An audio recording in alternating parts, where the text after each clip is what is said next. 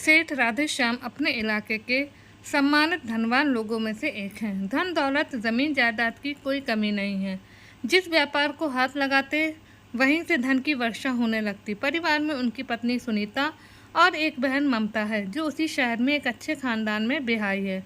उनके बहनोई वहाँ के जाने माने वकील हैं। राधेश्याम के माँ पिताजी कुछ वर्ष पहले ही इस दुनिया को छोड़ गए। उनके घर में उनकी पत्नी सुनीता है।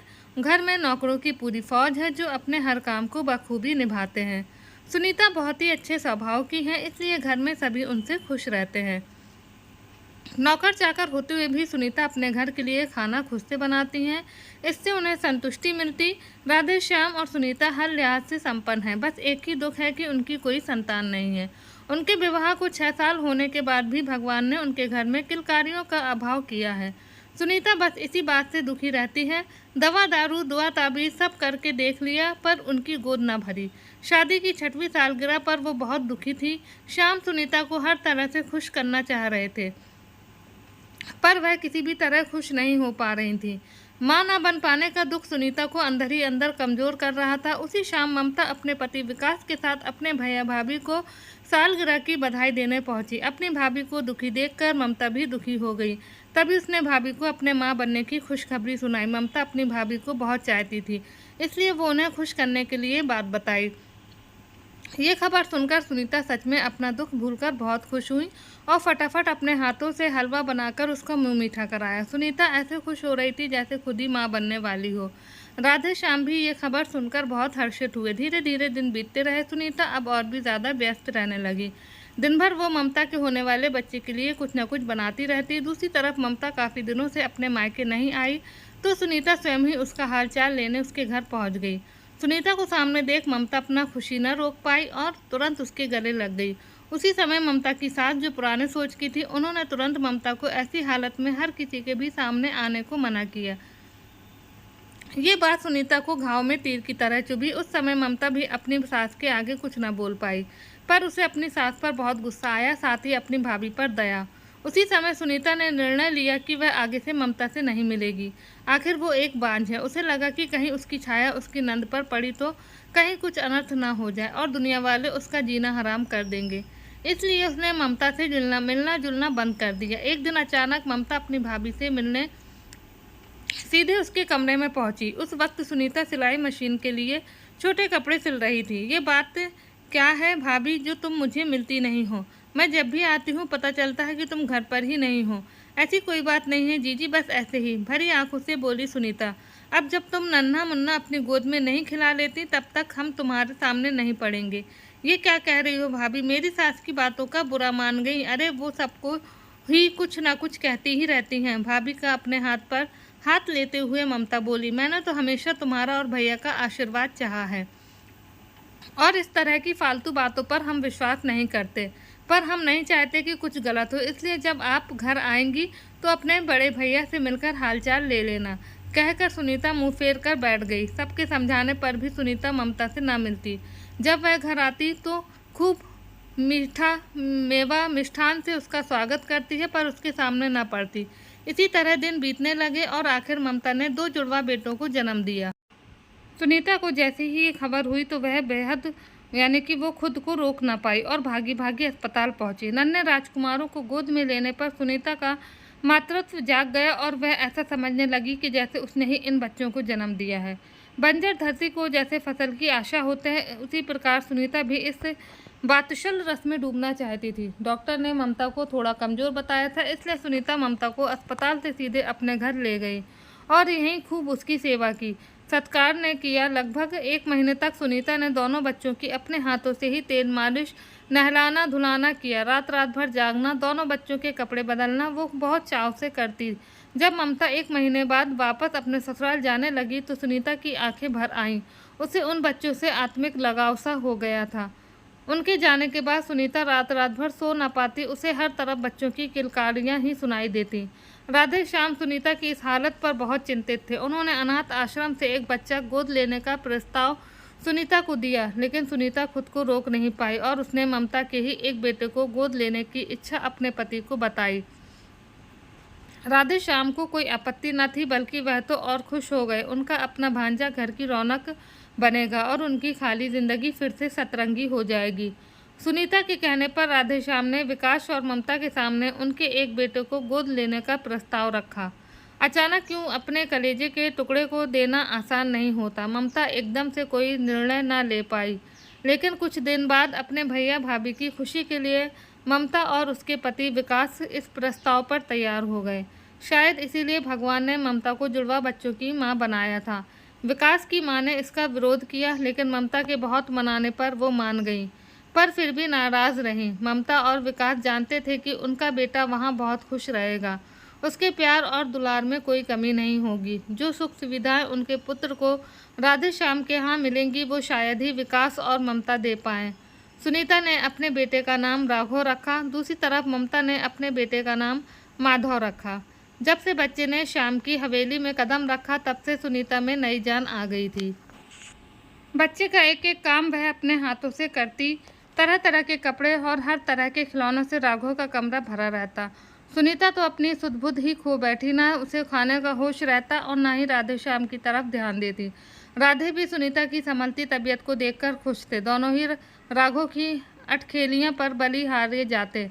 धीरे धीरे दिन बीतते गए। एक तरफ ममता अपने बेटे माघव को पालने में व्यस्त थी, दूसरी तरफ सुनीता राघव को। दोनों ही बच्चे धीरे धीरे बढ़ रहे थे। ज़्यादा लाड़ प्यार मिलने के कारण राघव थोड़ा थोड़ा जिद्दी और नकचढ़ा हो गया। अपनी हर बात को वो किसी न किसी तरीके से मनवा ही लेता। धीरे धीरे उसकी संगत गलत बच्चों के साथ हो गई, जिस कारण वह घर में झूठ भी बोलने लगा। सुनीता उसे हथेली के छाले की तरह रखती थी। उसके प्रेम में उसकी गलतियों को भी नज़रअंदाज करती रहती। यही प्रेम उसको बिगाड़ने में और मदद कर रहा था। दूसरी तरफ ममता एक और बच्चे की मां बन गई। इस बार उनके आंगन में एक कली खिली है। वैसे तो विकास एक वकील है और एक संपन्न घराने से है, लेकिन राधे श्याम की संपन्नता से ज़्यादा न थे। ऐसे ही दिन बीतते रहे। राघव लगभग 11 साल का हो गया और शहर के सबसे प्रतिष्ठित स्कूल में पढ़ने लगा। वहीं माधव एक माध्यम स्कूल में जाता था। राघव और माधव छुट्टी में ज़्यादा घर साथ ही रहते। दोनों में अच्छी दोस्ती थी। राघव बेझिझक माधव को अपने खिलौने दे देता और इसका विरोध सुनीता भी न करती, बल्कि उसे और खुशी होती। एक दिन अचानक सुनीता की तबीयत बिगड़ी। सुबह से ही उसे बार बार चक्कर आ रहे थे। सभी लोग घबरा गए। राधे श्याम ने तुरंत डॉक्टर को घर पर ही बुला लिया। डॉक्टर ने चेकअप किया और जो बताया उस पर किसी को भी विश्वास नहीं हो रहा था। शादी के इतने सालों बाद सुनीता की गोद भरी थी। ये खबर सुनकर राधे श्याम तो जैसे खुशी से पागल हो रहे थे। सुनीता को भी विश्वास नहीं हो रहा था कि वह एक बच्चे को अपनी कोख में पाल रही हैं। जो भी इस खबर को सुन रहा था, विश्वास नहीं कर पा रहा था कि इतने सालों बाद ये चमत्कार कैसे हो गया। पूरी हवेली में मिठाई बांटी गई। राधे श्याम खूब मेवा मिष्ठान लेकर अपनी बहन को ये खुशखबरी सुनाने पहुंचे। ममता भी ये जानकर बहुत ज़्यादा खुश हुई और भागी भागी सुनीता से मिलने पहुंची। सभी को आखिर यकीन हुआ कि भगवान के घर देर है और पर अंधेर नहीं। सुनीता और राधे श्याम अब राघव को और भी ज़्यादा प्यार करने लगे, क्योंकि उन्हें लगता कि उसके कदमों से ही उनके जीवन में बाहर आई है। इतने सालों बाद गर्भधारण के कारण उसकी हालत भी थोड़ी नाजुक थी, इसलिए घर का सारा काम धाम पूरी तरह से नौकरों पर आ गया। अब तक तो सब ठीक चल रहा था, लेकिन जब से विकास ने सुनीता के मां बनने की खबर सुनी, तब से वो थोड़ा उखड़ा उखड़ा रहने लगा। अभी तक वह अपने बेटे को ही राधे श्याम का इकलौता वारिस समझ रहा था, लेकिन अब तो उस दौलत में कोई हिस्सा बांटने वाला भी आ रहा है जो उसका असली हकदार है। अपनी संतान अपनी ही होती है। भला अपनी संतान होने के बाद वह राघव को क्यों प्यार करेंगे। इसी तरह की उल्टी सीधी बातें विकास सोचे बैठा था। अपने निर्धारित समय से कुछ वक्त पहले सुनीता ने एक प्यारे से बेटे को जन्म दिया। इतने सालों बाद इस घर में एक बच्चे ने जन्म लिया था। इस खुशी में राधे श्याम ने अपने पूरे शहर में दावत दी, गरीबों में कपड़े बांटे और जितना दान दक्षिणा कर सकते थे किया। बच्चा समय से थोड़ा पहले हो गया था, इसलिए उसे ज़्यादा देखभाल की ज़रूरत थी। अब सुनीता और भी व्यस्त रहने लगी, पर वो राघव की परवरिश में कहीं से भी लापरवाही न बरतती। राघव भी अपना छोटा भाई पाकर खुश हो गया। हर वक्त वो उसके आगे पीछे घूमता रहता, उसका बहुत ध्यान रखता है। लेकिन ये सब बात विकास को अच्छी न लगती। राधे श्याम जब किसी गलती पर राघव को डांटते, तो विकास अब इस बात को दूसरी नज़र से देखता। धीरे धीरे विकास ने राघव को सुनीता और राधे श्याम के खिलाफ भड़काना शुरू कर दिया। बाल मन तो कच्ची मिट्टी के समान है, बचपन से जैसा आकार दिया जाए वैसा ही रूप धारण कर लेते हैं। ऐसे ही राघव के साथ भी हुआ। बार बार एक ही बात सुनने से वो भी राधे श्याम और सुनीता के लिए वैसा ही सोचने लगा। जवान होते होते काफ़ी जहर भर दिया विकास ने उसके मन में, जबकि ऐसा कुछ भी नहीं था। राधो जो भी कहता राधे श्याम और सुनीता उसकी हर बात पूरी करते, लेकिन विरोध की बातों ने उसके मन में शक का कीड़ा पैदा कर दिया। राधो अब हर वक्त हर बात पर राधे श्याम और सुनीता से बहस करता, सवाल जवाब करता। एक दिन राधे श्याम को राधो के गलत चाल चलन के बारे में सुनाई दिया, जिस कारण राधे श्याम ने राधो को खूब डांट लगाई, जिससे नाराज होकर वह विकास के घर चला गया। तब विकास ने उसे अपने सीने से लगाते हुए सारी सच्चाई बता दी कि वह वास्तव में उनकी ही औलाद है, पर उन्होंने ये बात राधो को किसी से भी कहने के लिए मना की कि वह असलियत जानता है, वरना उसे राधे श्याम अपनी जायदाद में हिस्सा न देगा। विकास उसके दिमाग में ये डाल दिया कि अब तो उनका अपना बेटा है, तुम तो उनके गोद लिए बेटे हो, तुम्हें वो क्यों प्यार करेंगे। असलियत जानने के बाद राधो का व्यवहार अब और ख़राब हो गया। बात बात पर वो उखड़ कर बात करता। विकास राधे श्याम के सामने तो खूब मीठा मीठा बोलते, पर जब से राधे श्याम की स्वयं की संतान हुई है तब से वह अंदर ही अंदर जाने कैसी दुश्मनी पाले बैठे हैं।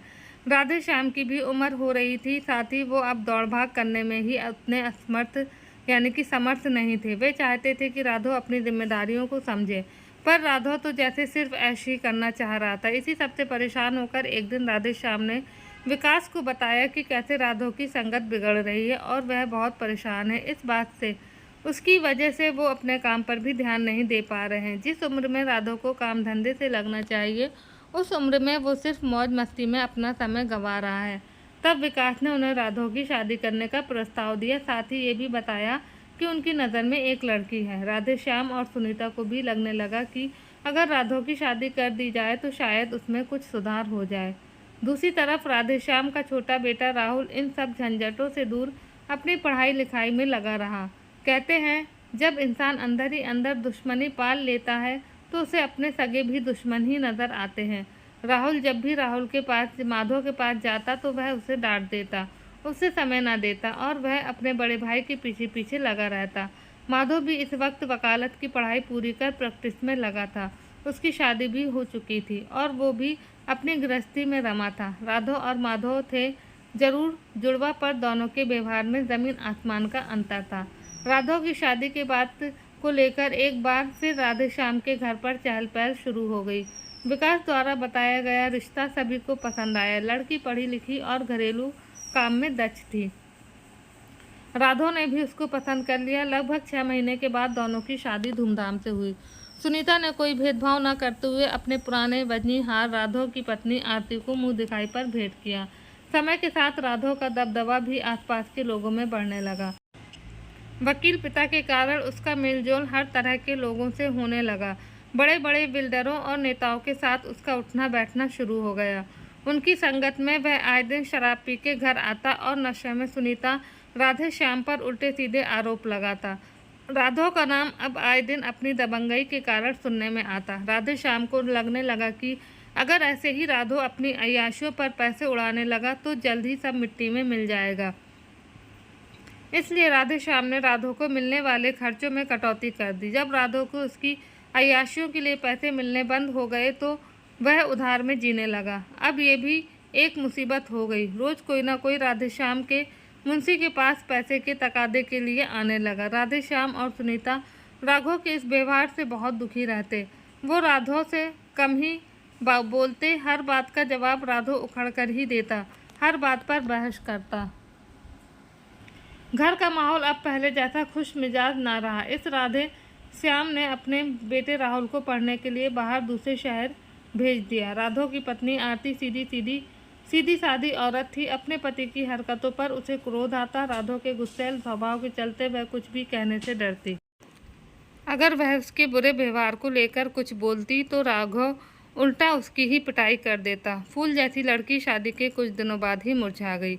विवाह के लगभग 1 वर्ष पश्चात आरती ने एक फूल जैसी बेटी को जन्म दिया। अब घर वाले समझने लगे कि शायद बच्चे के मुंह में राधो सुधर जाए, पर यह सब कल्पना मात्र था।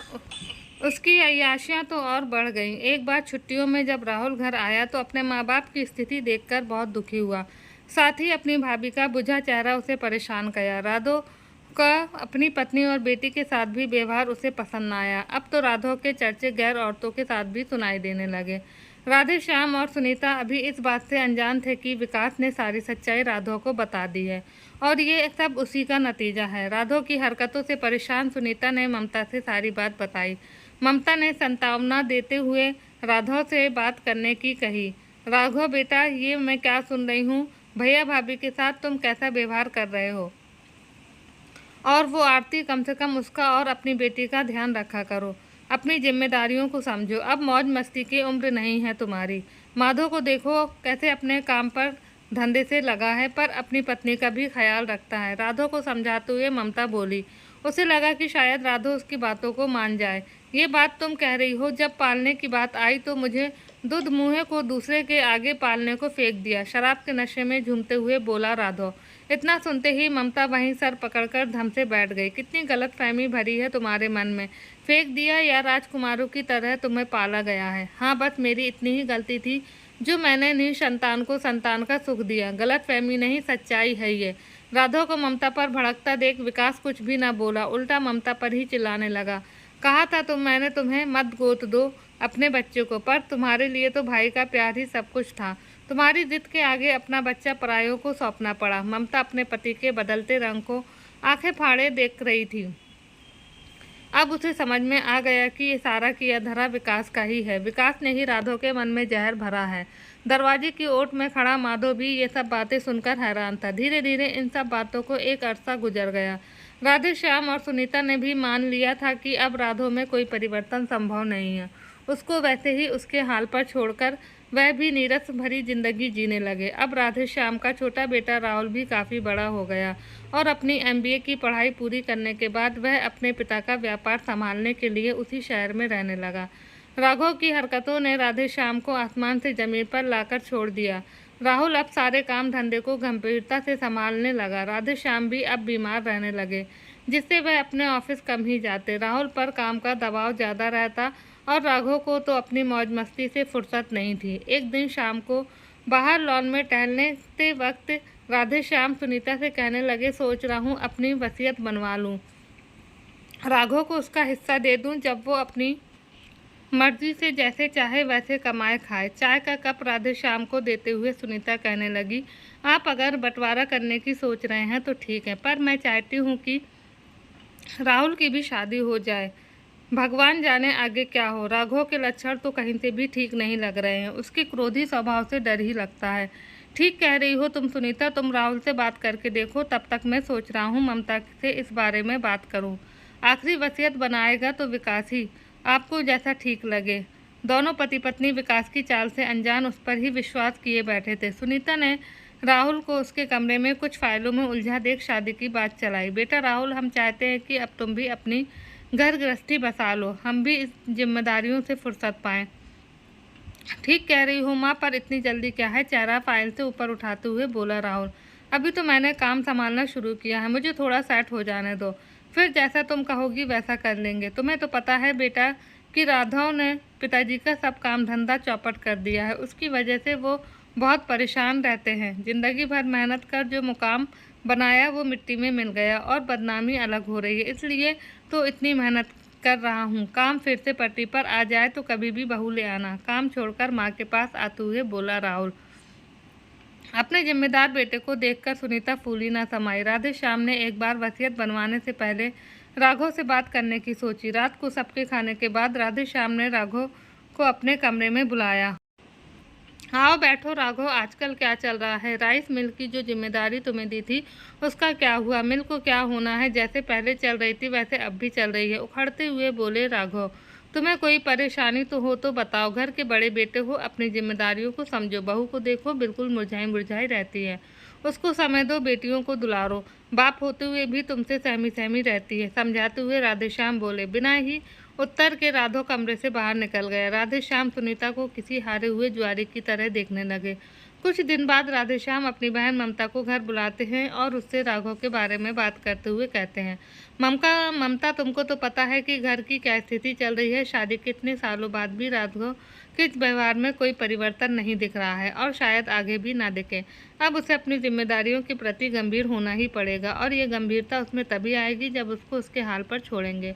जैसा आपको ठीक लगे भैया, मैं सोच रहा हूँ कि अपनी वसीयत बनवा लूँ और राघव को उसका हिस्सा दे दूँ।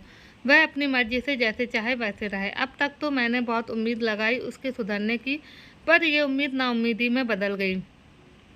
विकास को बुलाता हूँ किसी दिन, कहते हुए राधेश्याम दुखी हो गए। पर मैं आपसे एक बात कहना चाहती हूँ भैया। हाँ बोलो ममता, अगर तुम्हारे मन में कोई दुविधा हो तो बेझिझक कह देना। भैया, आप जो भी वसीयत बनाएं उसमें विकास को शामिल ना करें, मतलब किसी और वकील से बनवाएं। शर्मिंदा होते हुए ममता बोली, तुम ऐसा क्यों कह रही हो? चौंकते हुए राधेश्याम बोले, हाँ भैया, मैं ठीक कह रही हूँ, बस ये ना पूछना क्यों। पर जो कह रही हूँ उसको आप गंभीरता से लो। राधेश्याम ममता की बातों को समझ नहीं पाए, पर यह जरूर समझा कि कुछ तो बात है जो ममता ने ऐसा कहा। खैर, राधेश्याम ने अपने एक मित्र के वकील के जरिए अपनी वसीयत बनवा ली, जिसके बारे में सिर्फ वकील और सुनीता ही जानते थे। उड़ते उड़ते ये खबर राघव तक भी पहुंच गई। अब उसे जानना था कि आखिर उसके हिस्से में क्या है। एक दिन राहुल ऑफिस से घर जल्दी आ गया तो उसने राघव को बैठक में दो औरतों के साथ देखा। राहुल उनको पहचानता नहीं था। जिस तरह से वे बैठकर हंस बोल रहे थे उससे तो कुछ और ही जाहिर हो रहा था। राहुल ने अपनी भाभी आरती से पूछा तो वह भी कुछ न बता पाई, पर उसकी डबडबाई आंखें बहुत कुछ कह गईं। उन औरतों के जाने के बाद राहुल ने राघव से उनके बारे में जानना चाहा। ए लड़के, तुझे क्या, मैं जिसको चाहूँ जिसको लाऊं, जिसके साथ मर्जी उसके साथ घूमूं, तू ज़्यादा मेरे मामले में दखल ना दे। क्यों दखल ना दूं भैया? ये मेरा भी घर है और जो हरकतें आप कर रहे हो उससे पूरे समाज में हमारी थू थू हो रही है। पिताजी का नाम डुबो दिया आपने। कम से कम अपनी प्यारी सी बच्ची और भाभी के बारे में सोचो। तभी शोर सुनकर अंदर कमरे में राधेश्याम और सुनीता भी निकल आते हैं। तुम मुझे मत सिखाओ कि क्या करना है क्या नहीं। ये मेरी औरत है, इसके साथ मैं कुछ भी करूं। शराब में लड़खड़ाते हुए आरती का सहारा लेते हुए बोला। राधेश्याम ने राहुल को समझाया कि वह कुछ ना बोले, वो बात कर रहे हैं। राघव, हमने तुम्हें कितना समझाया कि इस तरह की हरकतें छोड़ दो। घर परिवार मान मर्यादा का कुछ तो लिहाज करो। मुझे किसी से मतलब नहीं है। मैं जो कर रहा हूँ उसमें किसी की भी रोक टोक मुझे जरा भी पसंद नहीं है। फिर ठीक है, तुम्हें जो करना है करो, पर इस घर में नहीं, क्रोधित स्वर में बोले राधेश्याम। मंदिर के पीछे जो मकान है उसमें रहो जाकर, वह मैंने तुम्हें दे दिया है। और जो राइस मिल है वह भी तुम्हारी है। तुम्हारा जैसे मन हो वैसे रहो, पर तुम्हारी अय्याशियाँ इस घर में नहीं चलेंगी। इतना सुनते ही राघव भड़क गया। अच्छा, मुझको वह 4 कमरों का मकान और अपने बेटे को पूरी हवेली दिखा दिया ना। सौतेलापन आखिर हूँ ना गोद लिया। इतना सुनते ही सुनीता और राधेश्याम आंखें फाड़ फाड़ कर उसको देखने लगे। राहुल भी हैरान हो गया। सब रुंधे गले से राधेश्याम बोले, आज तो तुमने बहुत बड़ी बात कह दी राघव। कौन सा परायापन किया है हमने तुम्हारे साथ? हथेली के छाले की तरह पाला है तुमको। तुम्हारी हर एक बात, हर एक इच्छा बोलने से पहले पूरी की है। परायापन हमने दिखाया है या तुमने? शुरू से ही सब कुछ तुम्हारा है, पर तुमने अपनी गलत हरकतों और चाल चलन से सब गवा दिया। थोड़ा कठोर होते हुए, अगर तुम्हें जो मिला है वह लेना हो तो लो, वरना मैं कुछ और नहीं दे सकता। व्यापार पहले से ही घाटे में चल रहा है, आए दिन कोई ना कोई पैसा वसूल करने चला आता है, कहकर राधेश्याम अपने कमरे में चले जाते हैं। उस वक्त राघव कुछ ना बोला और घर से बाहर चला जाता है, पर राघव की बातों ने राधेश्याम और सुनीता को अंदर तक हिलाकर रख दिया कि उन लोगों ने तो आज तक ये बात राघव से नहीं जाहिर की थी कि वो उसकी गोदली संतान है। आखिर ये बात कैसे पता चली? तब राधेश्याम का दिमाग ममता की कही हुई बात पर गया, जो उसने कही थी कि वसीयत बनवाना, पर विकास से नहीं। शायद विकास ने ही राघव को असलियत बताई हो। राघव पहले से ही उखड़ा उखड़ा रहता था, पर जब से उसे ये पता चला कि उसके हिस्से में क्या है, तब से वह और ज़्यादा बदतमीजी करने लगा। फिर एक दिन कुछ ऐसा हो गया जिसके बारे में किसी ने कल्पना तक नहीं की थी। राहुल अपनी माँ को लेकर किसी रिश्तेदार की शादी में गया था। राधेश्याम की तबीयत कुछ ठीक नहीं थी, इसलिए वह घर पर ही रुक गए। अचानक से राहुल के पास भाभी का फ़ोन आता है कि जल्दी घर आओ, पिताजी को कुछ हो गया है। कुछ बोल नहीं रहे हैं, हम लोग उनको लेकर अस्पताल जा रहे हैं। खबर सुनते ही राहुल माँ को लेकर तुरंत घर भागता है। तब उसे पता चलता है कि सब लोग राधे श्याम को लेकर अस्पताल गए हैं। अचानक इस तरह राधे श्याम के बीमार होने पर राहुल चिंतित हो जाता है। सुनीता तो सुध बुध खो बैठी थी। विकास, ममता और माधव सभी अस्पताल पहुंचते हैं और जो खबर डॉक्टर ने दी उस पर कोई विश्वास नहीं कर पा रहा था। सॉरी, हम राधे श्याम जी को बचा नहीं पाए, हार्ट अटैक से उनकी मृत्यु हो गई। इतना सुनते ही सुनीता धड़ाम से गिर गई। पर ये कैसे हो सकता है? पापा को कभी हार्ट की कोई प्रॉब्लम नहीं थी, उन्हें तो बस चलने में दिक्कत थी, राहुल बदहवासी में डॉक्टर से कह रहा था। सुनीता तो जैसे पागल हो गई। ममता उसको संभाल रही थी। राधे श्याम अब इस दुनिया में नहीं रहे, इस बात पर कोई विश्वास नहीं कर रहा था। राहुल को माधव ने संभाला और राघव गीदड़ के आंसू बहा रहा था। माहौल बहुत ही गमगीन हो गया था। राधे श्याम के मृत शरीर को घर लाया गया। सारे कार्यक्रम निपटाते निपटाते रात हो गई। सुनीता अभी भी अपने होश में नहीं थी कि आखिर ये सब कैसे हो गया। अच्छा भला छोड़कर गए थे शादी में, तबीयत ऐसी भी खराब नहीं थी। इस गमगीन वक्त में ममता और माधव ने सुनीता और राहुल का बहुत ध्यान रखा। राहुल तो अपने दुख में दुखी था, लेकिन माधव ने एक बात और नोट की कि जब से राधे श्याम की मौत हुई है तब से राघव कुछ ज़्यादा ही अपनापन दिखा रहा है। उसकी पत्नी आरती पहले से ज़्यादा डरी सहमी है, जैसे उसे कोई सदमा है। करीब 15 दिन बाद राहुल धीरे धीरे वापस अपने काम पर जाने लगा। सुनीता अपने कमरे में ही पड़ी रहती। राघव पहले से ज़्यादा बेफिक्र हो गया। कुछ दिनों के लिए ममता सुनीता के साथ रहने आ गई, जिससे उसे अकेलापन ना महसूस हो। राधे श्याम की कमी तो कोई भी पूरी नहीं कर सकता, नहीं पर सहारा तो दे सकती है। माधव भी 2-4 दिन में चक्कर लगा लेता। राधे श्याम की मौत को लगभग 2 महीने हो गए। धीरे धीरे सभी काम अपनी पटरी पर आने लगे। एक दिन अचानक विकास अपने बेटे माधव के साथ सुनीता के घर पहुंचे। थोड़ी देर इधर उधर की बातें करने के बाद मेन मुद्दे पर आ गए। भाभी जी, राधे श्याम भैया तो अब नहीं रहे, अचानक इतनी बड़ी जिम्मेदारी छोड़कर चले गए। राहुल का विवाह भी अरमान बनकर रह गया उनके लिए। भगवान कब क्या चाल चलेगा कोई नहीं जान सकता। सुनीता कुछ न बोली, बस अपने पल्लू से आंख साफ करने लगी। मैं सोच रहा हूँ कि राघव और राहुल को उनकी जिम्मेदारियाँ सौंप दी जाएं। अब वह अपना अपना व्यापार संभालें और अपनी अपनी गृहस्थी देखें। तब सुनीता बोली, राघव घर का बड़ा बेटा है, अगर आज वो सब काम धाम ढंग से संभाल रहा होता तो अपने बाप की जगह वही लेता, पर उसकी हरकतों से उसने ये मौका गंवा दिया। उनके जीते जी तो वो अपनी जिम्मेदारियों को समझ ना पाया, अब आगे क्या समझ पाएगा। आप ठीक ही कह रहे हैं, इनके पिताजी ने भी वसीयत बनवा रखी है। कल राहुल को भेजकर वकील से बात करती हूँ। अगले दिन सभी घर वालों के सामने वकील जो वसीयत पेश करता है उसको सुनकर एक बार तो सुनीता का माथा ठनक जाता है, क्योंकि राधे श्याम ने वसीयत बनवाने से पहले उसे सारी बात बताई थी। सुनीता को शक तब हुआ जब वकील ने बताया कि हवेली राघव के नाम पर है, जबकि उसे अच्छे से याद है कि राधे श्याम ने उससे कहा था कि सुनीता भविष्य कोई नहीं देखकर आया है। राघव की ये हरकतें कैसी हैं ये तो तुम्हें पता है, राहुल कैसा निकलेगा नहीं पता, हो सकता है वो भी अपनी जिम्मेदारियों को ना समझे, इसलिए ये हवेली मैं तुम्हारे नाम करता हूँ। जिस घर में तुमने कदम रखा, सजाया संवारा, वो तुमसे कोई नहीं ले सकता। राधे श्याम की बातें सोचकर सुनीता की आंखों में आंसू आ गए। राधे श्याम ने उस दिन राघव से भी कहा था कि मंदिर का मकान और राइस मिल उसकी है, फिर आज वसीयत कैसे बदल गई। अचानक राधे श्याम को अटैक पड़ना, वसीयत बदल जाना, आरती का डरे सहमे रहना बहुत बड़े षड्यंत्र की ओर इशारा कर रहा था। थोड़े दिन और बीत जाने पर राहुल को ऐसा लगा कि जैसे कोई बात है जो आरती उससे कहना चाह रही है, लेकिन डर के कारण कह नहीं पा रही। पिता की मौत का सदमा अभी तक दिमाग में घूम रहा था कि अचानक एक दिन राहुल के हाथ राधे श्याम के कागजातों के बीच वसीयत की फ़ोटोकॉपी दिखी। न चाहते हुए भी राहुल बेमन से उनको देखने लगा और पढ़ते पढ़ते उसका दिमाग घूम गया। ये वसीयत तो उस वसीयत से बिल्कुल ही अलग थी जो उस दिन वकील ने सुनाई थी। अब राहुल को यकीन हो गया कि पक्का कोई गहरी चाल है, लेकिन वह बात करे भी तो किससे? वकील तो उल्टा झूठी वसीयत दिखा रहा है। बहुत सोचने के बाद राहुल ने माधव से बात करने की सोची और साथ ही वकील द्वारा दिखाई गई वसीयत की फ़ोटोकॉपी भी मंगा ली। माधव भी वकील है और दोनों वसीयत को देखने के बाद तो वो तुरंत समझ गया कि ये सब एक चाल है। असली वसीयत को दबाकर नकली वसीयत दिखाई गई है।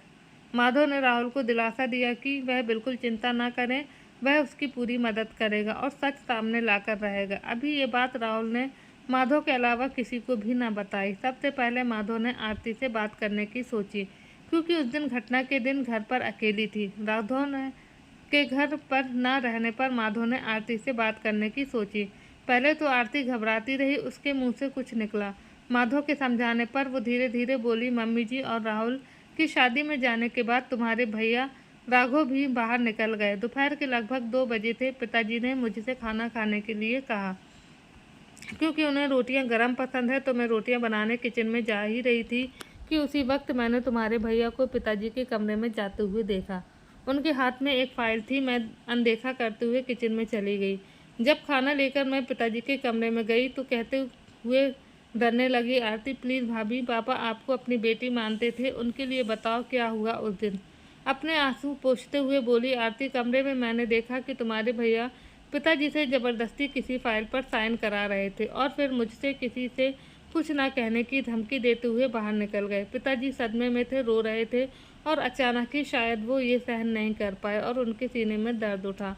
उस वक्त घर पर कोई नहीं था। तब मैंने इनको फ़ोन किया पर इनका फ़ोन नहीं उठा। उसी वक्त मैं बाहर भागी और पड़ोस से मदद मांगी, फिर आपको फ़ोन किया। कुछ देर बाद राघव किसी काम से शायद मुझे दोबारा धमकाने के लिए घर आ गए। उन्हें लगा कि ऐसा ना हो कि मैं किसी को ये बात बता दूं। फिर सब उनको लेकर अस्पताल भागे। पिताजी की मौत यूं ही अचानक नहीं हो गई, बल्कि उनको कुछ लालची लोगों के स्वार्थ ने मार दिया।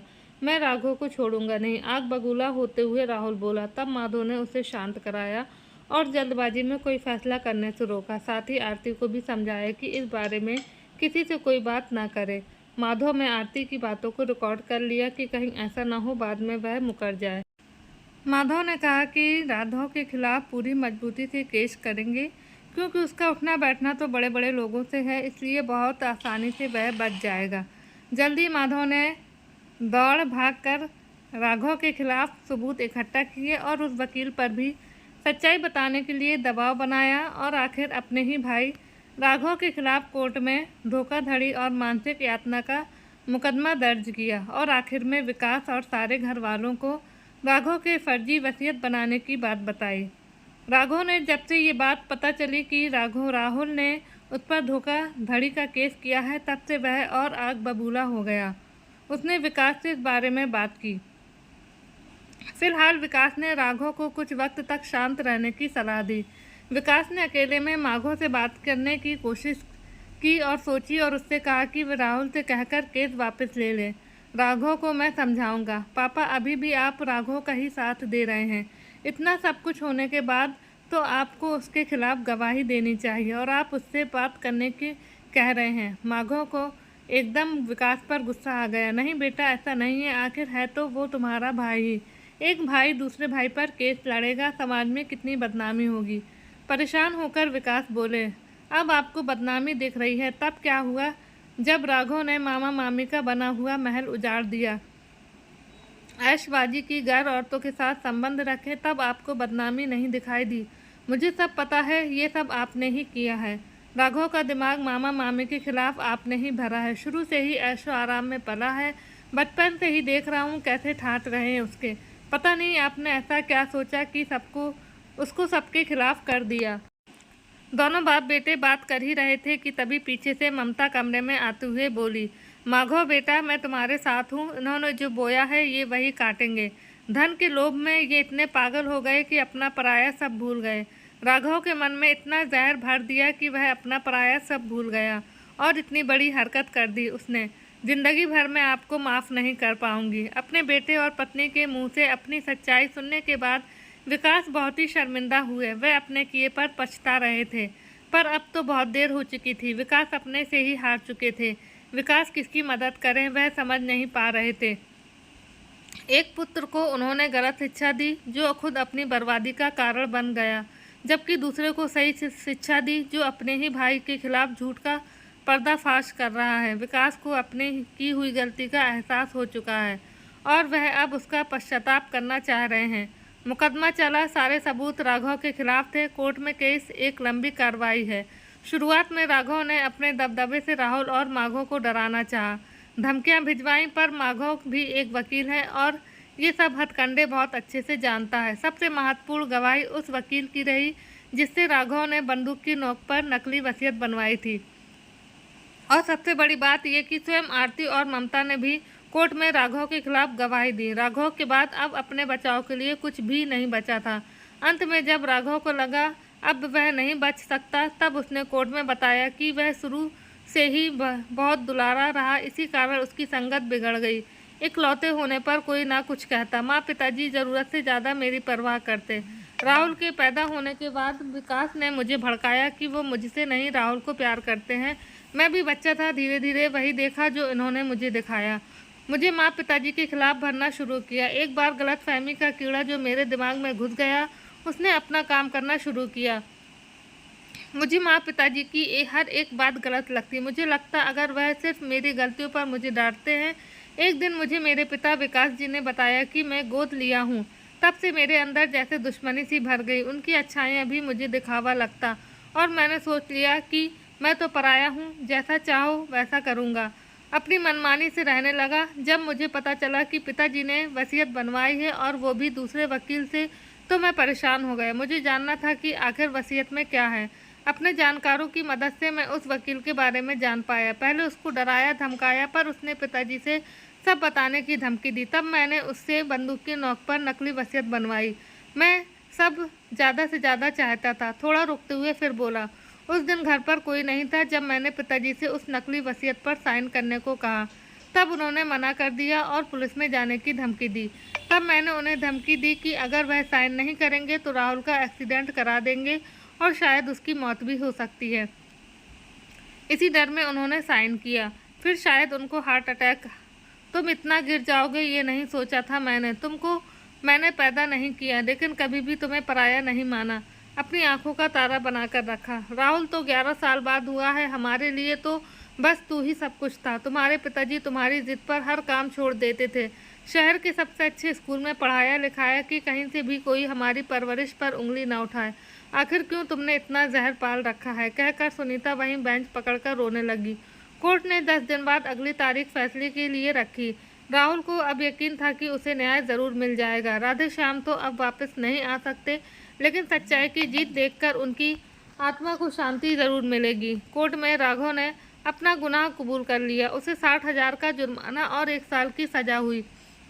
राधे श्याम जैसी वसीयत बना गए थे उसी को कोर्ट ने मान्यता दी। राघव अपने करियर किए पर शर्मिंदा है या नहीं, पर विकास ने एक बच्चे से उसका सब कुछ छीन लिया। सजा काटने के बाद राघव को उसी घर में अपने परिवार संग रहना था जिसमें राधे श्याम उन्हें कह गए थे। सभी ने राघव के सुधरने की उम्मीद लगा रखी थी। 1 वर्ष बाद राघव पहले वाला नहीं रहा, बल्कि परिस्थितियों ने उसे आईना दिखा दिया था। धन्यवाद दोस्तों। आई होप आज की कहानी जो है वो आप सबको पसंद आई हो। वीडियो अच्छी लगी हो तो लाइक कीजिएगा, शेयर कीजिएगा। चैनल पर अगर नए हैं तो चैनल को सब्सक्राइब करना बिल्कुल मत भूलिएगा।